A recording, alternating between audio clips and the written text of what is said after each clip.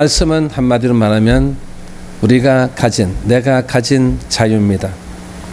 미국 독립운동의 선봉자였던 헬리라는 사람은 이렇게 말했습니다. 자유가 아니면 죽음을 달라.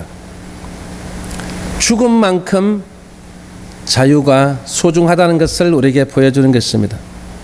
이처럼 사람이라면 누구나 자유가 좋은 것이라는 사실을 어느 누구든 우리가 뼈저리게 느낄 것입니다. 그런데 우리는 너무나 자유스럽고 어릴 때부터 태어났을 때부터 이 자유 속에서 우리가 살았기 때문에 이 자유를 누리고 있지만 이 자유가 얼마나 소중하다는 것을 과연 우리가 얼마나 여러분 알까요? 그래서 오늘 이 말씀을 통해서 여러분들은 이 자유를 다시 한 번 더 누리고 이 자유의 느낌을 한 번 더 가질 수 있는 여러분들 될 수 있기를 바랍니다. 그런데 많은 사람들이 이 자유와 방종을 구별하지 못합니다. 방종이란 사람이 자기의 책임과 의무를 전혀 행하지 않고 자기 마음대로 하고자 하는 행동을 말하는 것입니다. 그러니까 책임과 의무가 있어야죠. 사람은 책임과 의무가 있어요. 자식으로서의 책임과 의무, 그리고 남편으로서의 책임과 의무, 그리고 아내로서의 책임과 의무, 그리고 어머니로서의 책임과 의무, 그리고 목사로서의 책임과 의무.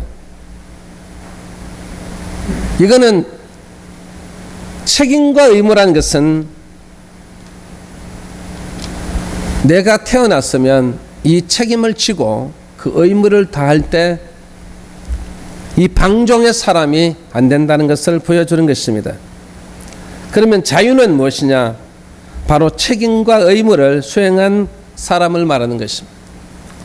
반드시 자유 속에는 무엇이 있어야 된다고요? 책임을 져야 돼요. 의무를 져야 된다는 거예요. 책임이 없는 이 자유는 있을 수 없다는 것을 보여준 것입니다. 그래서 이런 점에서 자유와 책임은 동전의 양면과 같이 불가분의 관계인 것입니다. 한 국가가 이 자유만 강조하고 책임에 대해 전혀 이야기하지 않는다면 아마 이 혼란의 상태, 무정부 상태로 돌아가게 될 것입니다. 그래서 그 국가는 혼란에 빠지게 되어 있습니다. 그래서 그 국가가 혼란에 빠진 나라를 보면 여러분, 자유만 강조하지 책임에 대해서는 전혀 지지 않는다는 것입니다. 이러한 원리는 우리 기독교에도 적용되고 있습니다. 오늘 이 본문은 바로 바울이 자유에 대한 어떻게 진술했는지를 살펴본 후에 우리에게 주어진 이 자유를 하나님께서 명하신 원리를 따라서 우리는 누릴 수 있는 것입니다. 그럼 우리가 가진 자유 첫 번째는 과연 무엇일까요? 오늘 이 바울은 이렇게 말합니다. 예수 그리스도 안에서만 의미가 있다라고 말했습니다. 성도들은 로마서 8장 1절에서 2절 말씀 보면 그러므로 이제 그리스도 예수 안에 있는 자에게는 결코 정잠이 없나니 이는 그리스도 예수 안에 있는 생명의 성령의 법이 죄와 사망의 법에서 너를 해방하였음이니랬습니다.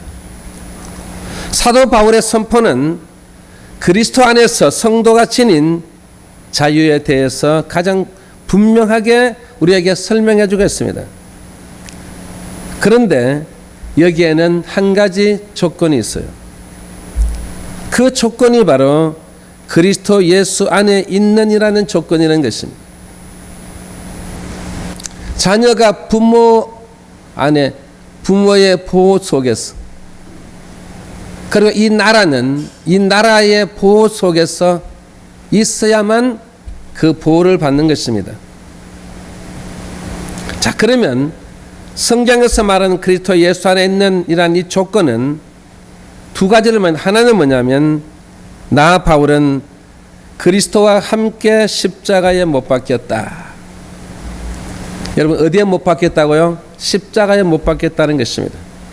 이 바울은 원래 교만하고 자존심 강하고 그리고 나는 유대인 중에 유대인이요 그리고 바리새인 중에 바리새인이었던 이 바울이 이런 사람이 예수와 함께 어디에 못 박혔다고요? 십자가에 못 박혔다는 것입니다. 우리가 이 신앙의 단계를 보면요, 제 1단계가 뭐냐면 주님을 따라가는 단계입니다.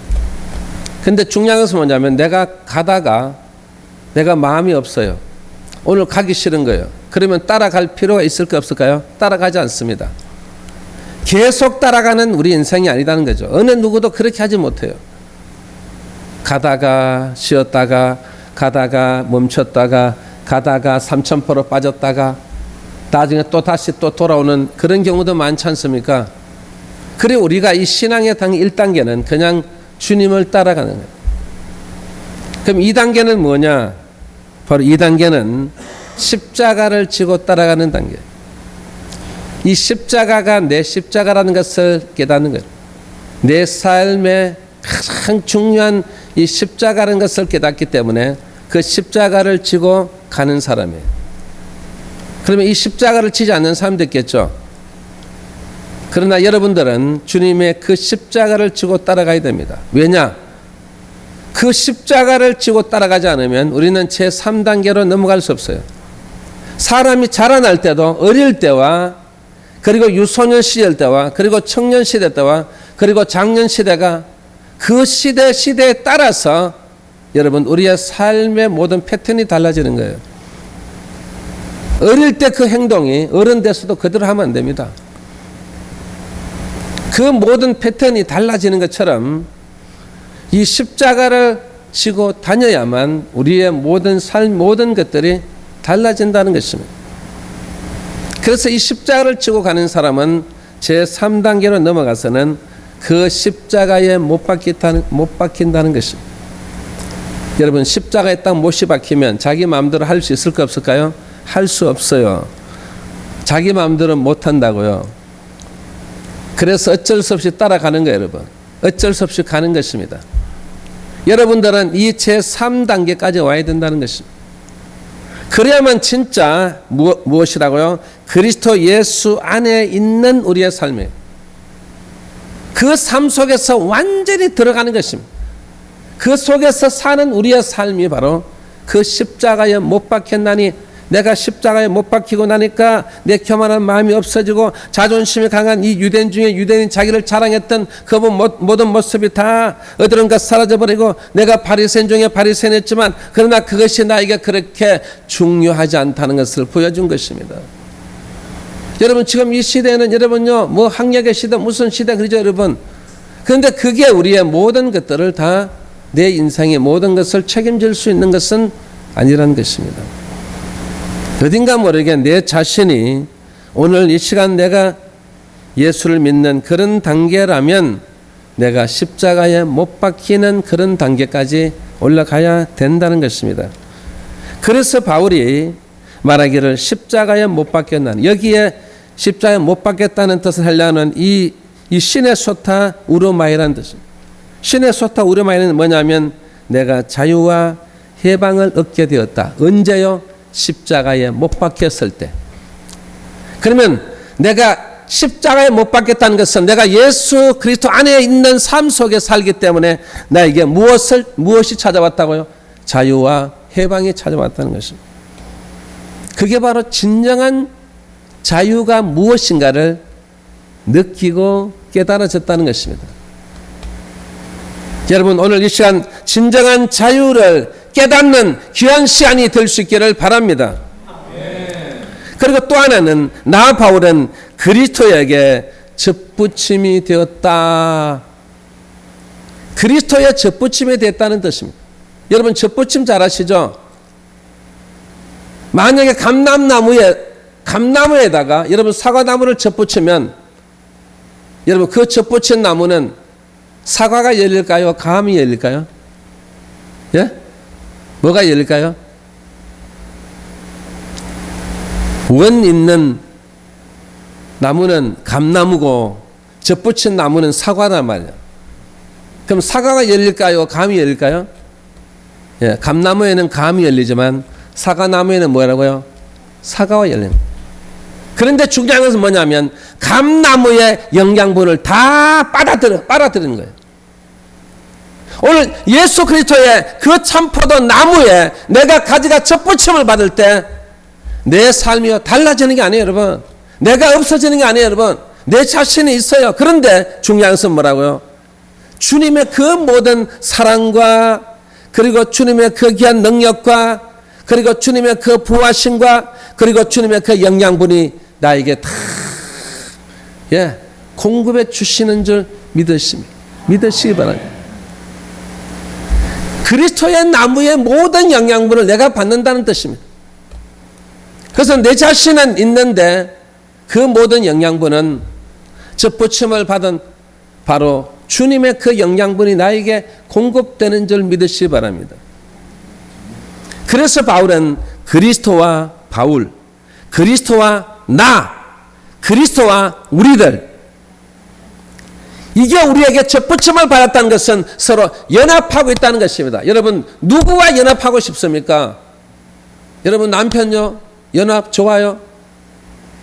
우리는 사람 인자이기 때문에 서로가 같이 함께 기대서 같이 함께 살아가는 공동체입니다. 그런데 이 접붙임은 과연 얼마까지 갈까요, 여러분? 언제까지 여러분을 지켜주실까요? 아내가 남편이 얼마만큼 지켜주실까요? 자식이 얼마나 언제까지 지켜주신다고요? 저는 항상 내 자식을 기를 때 전 이 자식을 길러서 얘들이 결혼을 하면요 그것으로 저하고는 그의 끝이에요. 그의 삶이 또 하나의 가정을 이루어서 그 가정에서 이루어지기 때문에 어떤 보면 부모가 자식에게 간섭하는 여러분 결혼해도 간섭합니다. 그런데 제가 단 하나 간섭하는 게 뭐냐면 그의 앞길에 대해서 그의 모든 길이 왜냐 제가 가는 길로 같이 간다면 그건 제가 전문가거든요. 제가 경험이 있거든요. 그러니까 제 얘기를 들어야 된다는 거예요.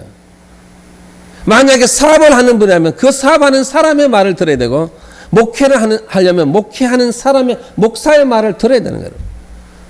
그러면 여러분은 쉽게 할 수 있는 거예요.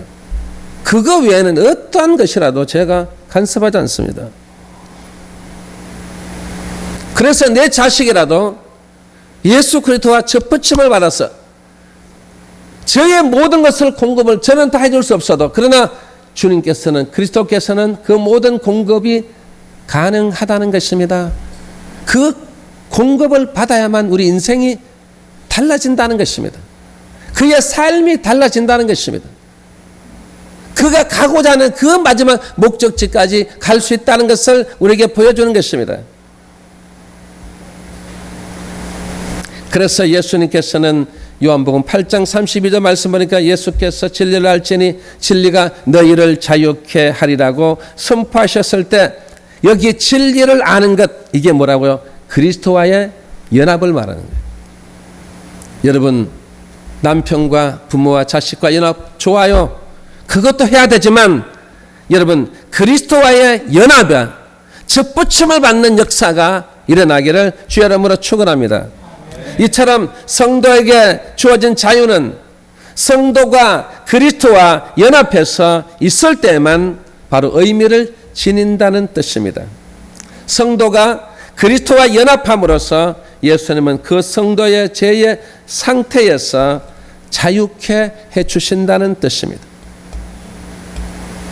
연합할 때 여러분 우리의 모든 성도의 죄의 이 상태에서 해방을 받고 그 죄에서 여러분 한마디로 말하면 그 죄가 사라지는 역사를 체험하게 되는 줄 믿습니다.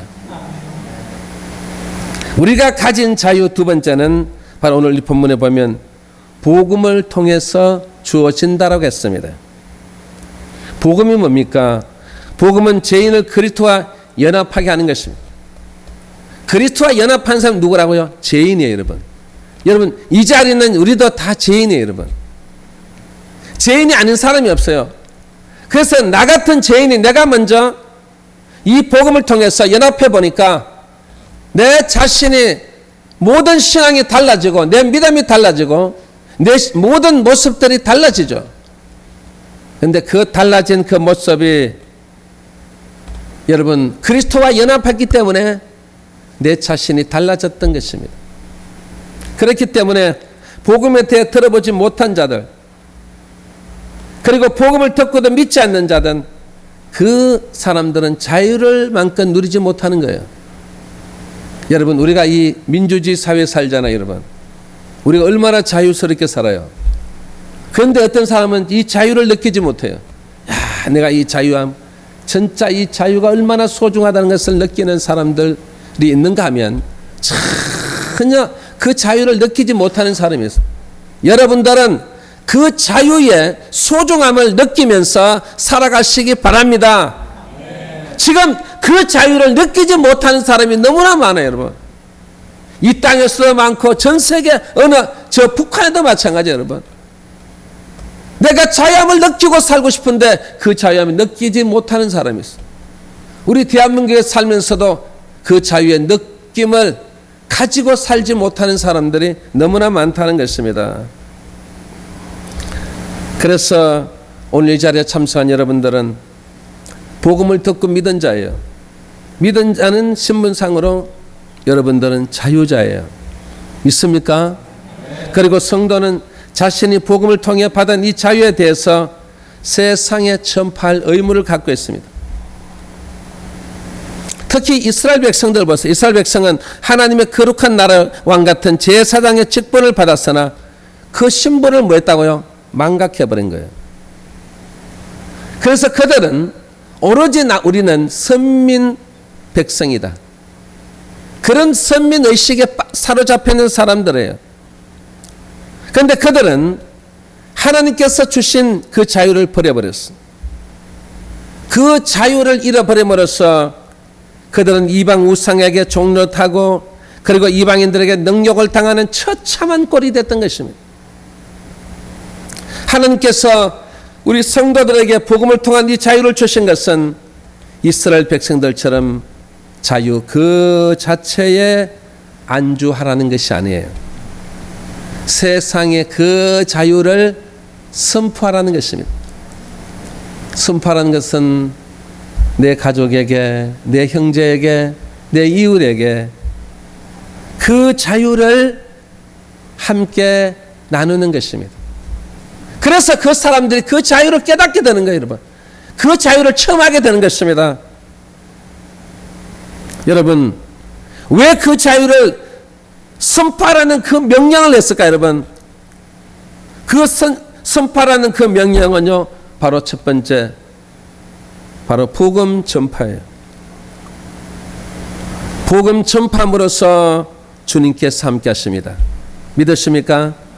복음을 전파함으로써 성령의 역사가 나타납니다. 복음을 전파함으로써 여러 가지 표적과 기사가 나타나는 것입니다. 복음을 전파함으로써 하늘과 땅의 모든 권세가 여러분에게 나타나는 줄 믿으시기 바랍니다. 그러므로 이 복음 전파는 우리들이 일어나셔야 됩니다. 힘을 내셔야 됩니다. 시간을 내셔야 됩니다. 그리고 복음을 전파하는 놀란 역사를 여러분이 자신이 스스로 우리 모두가 함께 나가야 될 점 있습니다. 그리고 또 하나는 이 그 자유를 선포하는 명령은 바로 복음의 정인이라는 뜻입니다. 우리가 정인을 우리 헬라어로 마르티스라고 합니다. 이 마르티스라는 뜻은 뭐냐면 죽음을 두려워하지 않는 것을 말합니다. 여러분, 우리가 죽음 앞에서는 두렵죠, 여러분. 죽음 앞에서 두렵지 않는 사람이 있을까요, 여러분?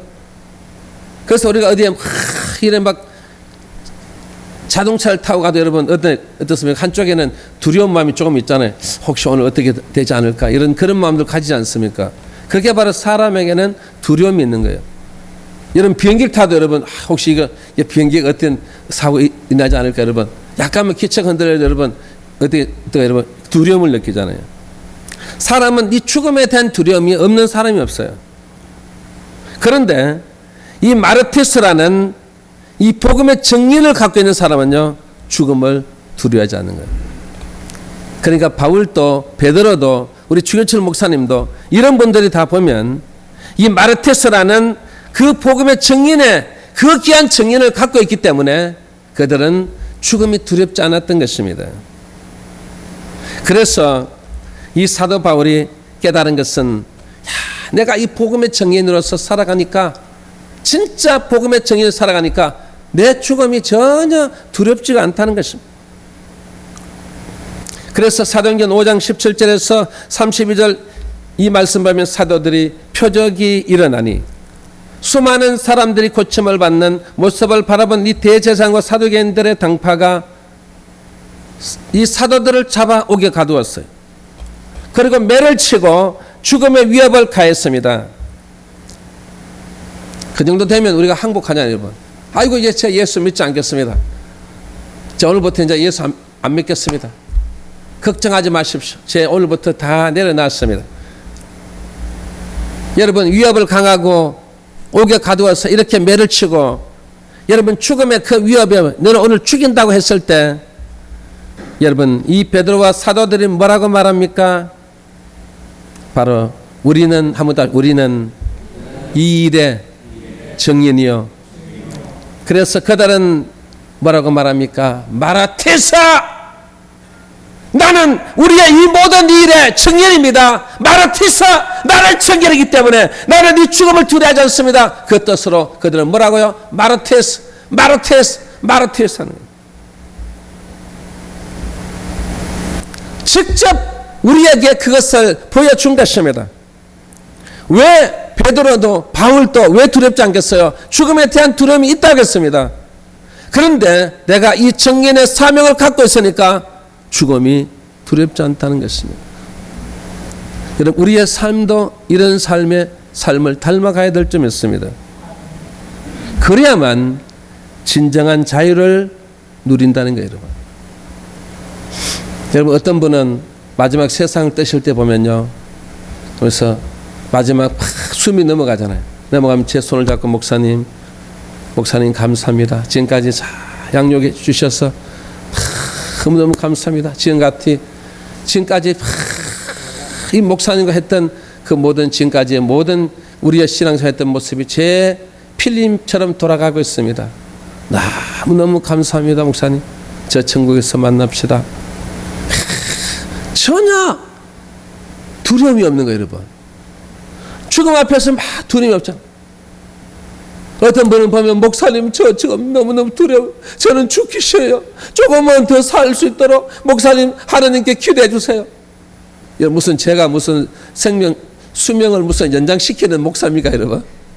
제가 그걸 어떻게 하겠어요, 여러분? 그러니까 어떤 분은 너무너무 두려운 거예요. 죽음 앞에 두려운 거예요, 여러분. 그게 여러분 우리에게 다 있지 않을까, 여러분? 저는 다 있다고 봐요, 여러분. 여러분, 그 장면도 없었겠어요? 있었습니다. 그런데 그 삶이, 그의 신앙관이 항상 마르티사, 우리는 이 일의 정견이요, 마르티사, 진짜 정견이어서 살아가니까 그 두려움이 사라지더라는 것입니다. 지금 마음에 다 한담이 밀려오는, 그리고 이 속에 내가 죽음 앞에서도 기쁨이 넘쳐나는 거예요. 그리 바울과 실라가 옥중에서도 그렇게 두들겨 맞고 그 생명의 위협을 받으면서도 그 속에 산 옆에 막 찬양을 돌리는 거예요. 찬양을 막 돌리는 거예요, 여러분. 그 찬양을 영광을 돌린다는 것은 나는 이 일의 증인이라는 것입니다. 마르티스라는 이 증인의 그 사명을 가지고 있다는 것입니다. 여러분들도 이런 마르티스와 같은 정말 이 일의 증인이 되는 증인으로서의 사명을 감당하면서 살아가는 여러분들 다 될 수 있기를 주의 이름으로 축원합니다. 우리가 가진 자유 세 번째는 바로 오늘 봉독한 말씀서에 보면 순종을 동반한 것입니다. 히브리서 저자는 출애굽한 이 이스라엘 백성이 자유와 안식이 보장된 가나안 땅에 들어가지 못한 것은 무엇 때문에요? 불순종 때문인 것입니다. 그 가나안 땅에는 자유와 안식이 보장이 되어 있습니다. 그 젖과 꿀이 흐르는 그 가나안 땅에 들어가야만 그들의 자유와 그의 안식을 보장받을 수 있는데 그들이 못 들어간 것은 바로 불순종 때문이라고 히브리서 13장 17절 18절에 말씀했습니다. 순종은 하나님께 택하심을 입은 자들이 자신에게 주어진 자유를 유지할 수 있는 바로 두 가지, 하나는 책임이고 하나는 의무인 것입니다. 이스라엘 백성들은 광야 40년 동안 하나님께서 순종하지 않고 도리어 지도자 모세를 원망했습니다. 하나님을 원망했습니다. 이건 무엇을 나타내는 뜻입니까? 바로 순종하지 않았다는 것을 보여주는 것입니다. 모세가 명령한 대로, 그리고 하나님께서 명령하신 대로 우리가 그 말씀에 순종하면 되는데 순종하지 않고 그 말씀을 못 믿겠다는 불순종의 모습이었던 것입니다. 이러한 그들의 행위는 보세요. 그들이 아무리 자유를 갈망하지만 그 자유를 누릴 수 있을까요, 여러분? 누렸을까요? 누리지 못하고 40년 동안 그들의 삶이 얼마나 힘들었습니까? 얼마나 고통스러웠습니까? 애굽에서 나왔던 그 200만 명이 넘는 그 귀한 영혼들이요, 광야에서 다 죽고 말았습니다. 불순종의 대가가 바로 그런 것입니다. 한 나라의 국민이 법으로 보장된 자유를 누리기 위해서는 여러분 그 법을 준수해야 되는 거예요. 우리가 즉 다시 말하면 순종해야 된다는 뜻입니다. 불순종하면 안 된다는 것입니다. 시민으로서 어떤 우리의 모든 자유를 누리기 위해서는 반드시 그 법을 준수해야 돼. 그 법을 믿어야 되는 거예요, 여러분. 그 법대로 살아야 되는 거예요, 여러분. 그 법에 따라야 되는 거였습니다. 하나님 나라의 시민도 마찬가지예요. 우리도 하나님의 법에 순종하고 복종해야 되는 거예요. 그러면 하나님 법에 무엇을 복종하라는 것입니까? 요한일서 3장 23절에 보면 그의 계명은 이것이니 곧 그 아들 예수 그리스도의 이름을 믿고 그가 우리에게 주신 계명대로 한번 따라합시다. 서로 사랑할 것이니라. 뭐 하라고요? 사랑하라는 것입니다. 그 계명이 곧 예수 그리스도의 이름 안에서 살아가지만, 그 이름을 믿고 살아가지만 그 자체로서는 안 된다는 것입니다. 지금 우리 기독교가 뭐가 문제입니까? 그냥 예수 믿는 단계로 끝나는 거예요, 여러분. 나는 하나님 잘 믿으면 된다. 나는 믿음대로 살았기 때문에 내 모든 삶의 모든 것이 다 이루어졌다, 응답받았다 할지 모르지만, 그러나 중요한 것은 내가 예수 그리스도의 이름을 믿고 살아갈지라도 우리가 마지막 단계인 서로 사랑할 것이나 했습니다. 서로 사랑해야 됩니다. 여러분, 서로가 사랑하지 않으면, 그 사랑의 단계가 되지 않으면 여러분 문제가 생긴다는 것입니다.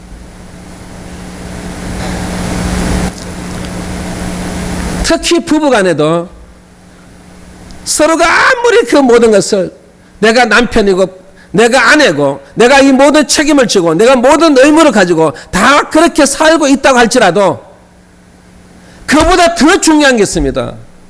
바로 부부도 서로 사랑해야 됩니다. 사랑해야 된다고, 여러분. 부부도 사랑해야 됩니다. 여러분, 우리 친구 간에도 마찬가지예요. 저도 이 나이가 지금 62세지만 제 친구들을 만나잖아요. 친구들 만날 때 과연 우리 마음속에 뭐가 있을까요, 여러분? 물론 우정도 있겠죠. 그러나 그 속에 진정한 친구를 사랑하는 그 사랑이 있는 거예요.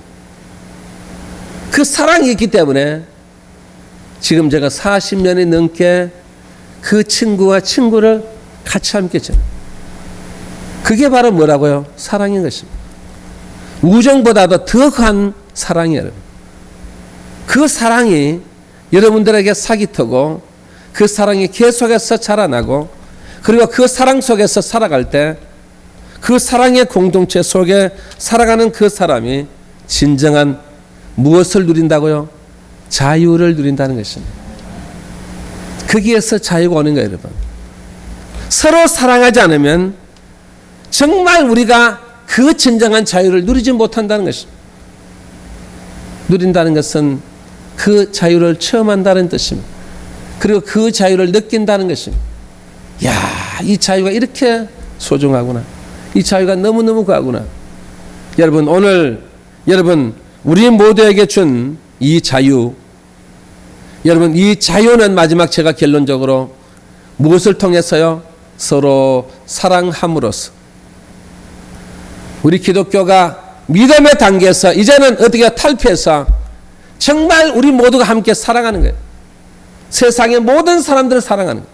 우리들끼리만 사랑하는 게 아니라 저 세상의 모든 사람들을 같이 함께 사랑의 공동체 안으로 함께 하는 것입니다. 그래서 함께 나눠주고 함께 주고 함께 구하고 여러분 함께 그 모든 걸 생각하는 거예요, 여러분. 그래서 우리 교회는 뭐라고요? 다 주는 것입니다. 받는 게 아니고 뭐라고요? 주는 거예요. 모든 지식도 줘야 되고 물질도 줘야 되고 모든 것까지도 다 주는 거예요, 여러분. 그게 바로 뭐라고요? 사랑이라는 것입니다. 그 사랑하는 사람은요, 다 내가 주게 돼 있어요. 그럴 때 역사가 일어나고, 그럴 때 그가 감동을 받고, 그들이 자라나도 그 사랑의 사람으로서 또 그 사람이, 또 그 자녀가 자라서 또 그 사랑을 함께 베푸는 이런 놀라운 역사가 일어나야 될 점 있습니다. 우리나라가 이렇게 복받은 것 중에 저는요, 단 한 가지가 생각합니다. 우리가 서로 사랑하고, 서로 돕고, 서로 의지하고, 서로 협동하고, 그리고 함께 나누는 것입니다. 이 나눔으로써 여러분, 우리 이 나라가 발전했다고 생각합니다. 여러분, 옛날 우리 이시조선 시대에 누가 그렇게 살았습니까? 그냥 자기 가정밖에 몰라요. 나라도 몰라요, 여러분. 나라가 망하든지 말든지 오로지 내 가정, 내 식구, 내 자식만 잘 되면 된다고 생각했습니다. 근데 그게 잘못된 거예요. 근데 우리나라는 미국을 닮아갔어. 막 퍼주는 거예요, 여러분. 같이 하는 게 막 나눠주는 거예요. 예. 진짜 우리 보세요, 여러분. 제가요, 참 어릴 때도 제가 보면 저는 이 시골에서 제가 살았지만 제가 우리 외할머니 집, 제가 외할머니와 같이 살았는데 우리 할머니가 이 산이 이렇게 탁 오면 맨 위에 이렇게 살았어. 그래서 그 위에 사는 그 위에를 여러분 큰 마당을 만들었어. 그 마당을 만드는데 요즘 같은 포크는 있어가지고 그래서 우리 회장님 있으면 바로 될 텐데 이걸 거의 한 3개월, 4개월, 5개월 이렇게 한 반년 동안 우리가 그 흙을 파내고 그래서 위에를 이제 마당을 만든 거예요. 그래서 우리 할머니는 왜 마당을 만드십니까? 제가 항상 불평이 그거예요. 할머니 왜 마당을 이런 마당이 뭐가 필요합니까? 야, 이놈의 자식아, 있어봐라. 이게 필요한지 안 필요한지 보라고. 그래서 그 마당을, 큰 마당을 만들어놓으니까 제일 처음 좋은 게 뭔지 아세요? 거기서 제가 뛰어놀고 운동할 수 있는 거예요. 와, 거기서 운동을 할 수 있고. 그리고 보니까 거기에 곡식도 거기다가 여러분 맨 위에다가 이러니까 햇볕에 하루 종일 비치니까 여러분 거기에 곡식도 말리고. 근데 나중에는요, 야, 우리 할머니가 그 생각했는지 아닌지 모르지만 거기에 세상에 여러분 그 창공에서 날아가던 그 헬리콥터가 있죠. 거기에 착 와서 앉는 거예요, 여러분. 야, 그래서 저희들이 그 헬리콥터가 오면 제가 왜 달려가냐면 그 헬리콥터 그 안에 가면요, 이 헬리콥터 미군 헬리콥터예요. 그러면 이 헬리콥터 안에 우리를 구경시켜줘요. 그리고 그 안에 가면요, 이 옥수수 우유 있죠, 옥수수 우유. 아직도 제가 잊지 못해. 그 큰 깡통에 있는 이 옥수수 깡통에 있는 그 옥수수 가루를요, 우리한테 주는 거예요, 여러분. 그래서 매일같이 기다리는 거예요. 오후만 되면 헬리콥터 안 오나. 그런데 여러분, 한 번은 제가 기억에 우리 한국 헬리콥터가 왔어요. 한국 헬리콥터가 오길래 저는 이 미군 헬리콥터 안에 올라가 보니까 우리 한국 헬리콥터. 그래 올라가서 혹시 먹을 게 있으면 좀 달라고, 먹을 것도 좀 주세요. 그래도 하나도 안 줘요. 왜냐하면 우리가 다 먹을 우리 양식 우리 것밖에 없기 때문에 이걸 줄 수가 없다는 거예요. 그런데 여러분 미군들은 그러면 여러분 양식을 무슨 어디 뭐 자기 거 위에 무슨 여러분 남겨놓은 게 있을까 여러분? 그게도 똑같이 자기가 먹어야 될 옥수수 가루예요. 그런데 그걸 자기가 먹지 않고 누구에 준다고요? 우리한테 주는 거예요.